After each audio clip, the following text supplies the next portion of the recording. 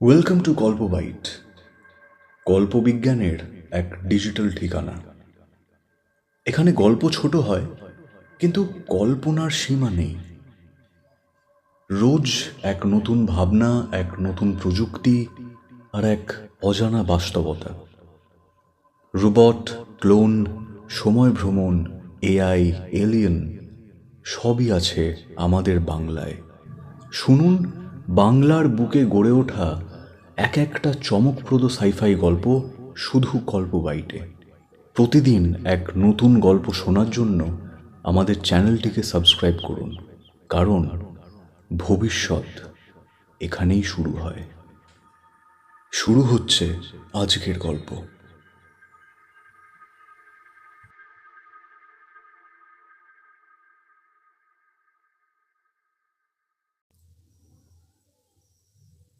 আমার নাম অরিন্দম। আমি সামান্য এক হোমিওপ্যাথি চিকিৎসক। এই বোলপুরের পাশেই একটা ছোট গ্রাম, সেখানেই চেম্বার আর কি। জীবনটা খুব সোজা ছিল জানেন। যতদিন না ওই ছেলেটির সঙ্গে দেখা করেছিলাম। বলি তাহলে আপনাদের কি হয়েছিল। একদিন বৃষ্টির দুপুরে এক ছেলেকে নিয়ে এলো গ্রামের লোকেরা। অদ্ভুত তার মুখ, চোখ দুটো যেন অনেক কিছু দেখে ফেলেছে, কিন্তু মুখে কোনো শব্দ নেই। লোকেরা বলল ওর কিছু আর মনে পড়ছে না, নাম বাড়ি কিছুই না। শুধু বলে যাচ্ছে আমার স্মৃতি কে ফিরিয়ে দেবে, কে ফিরিয়ে দেবে। আমি ভেবেছিলাম মানসিক আঘাত পেয়েছে, কিন্তু তখনও বুঝিনি ব্যাপারটা এর থেকে আরো অনেক গভীর। রাত 10টার সময় ছেলেটা আবার চেম্বারে এসে হাজির হয়েছিল সেদিন। চুপচাপ আমার দিকে একটা প্লাস্টিক কেস এগিয়ে দিল। তার ভিতর ছিল একটা মস্তিষ্কে বসানোর মতো চিপ, যাতে লেখা ছিল prototype M47 experimental episodic memory cartridge. অর্থাৎ মনে রাখার ক্ষমতা ইনস্টল হয়ে যাবে এমন একটা চিপ। ছেলেটা আমায় বলল, আপনি ডাক্তার, আপনি এটা আমার মাথায় বসান, আমি জানি এটা কাজ করবে। হঠাৎ এরকম কিছু একটা শুনে আমি বললাম, এটা অবৈধ, এটা তো পরীক্ষামূলক, এটা বিপজ্জনক হতে পারে। সে কাঁদতে কাঁদতে উঠে বলল, আমার নিজের স্মৃতি নেই ডাক্তারবাবু, কিন্তু প্রতিদিন ঘুম থেকে উঠে আমি অন্য লোকের স্মৃতি নিয়ে জেগে উঠি।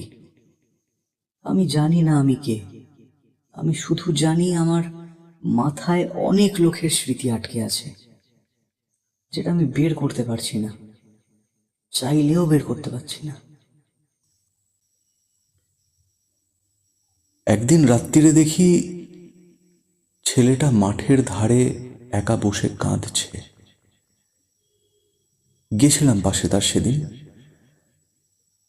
সে তাকিয়ে বলল, আজ আমি এক বুড়ো লোকের ঘর পোড়ার স্মৃতি দেখলাম।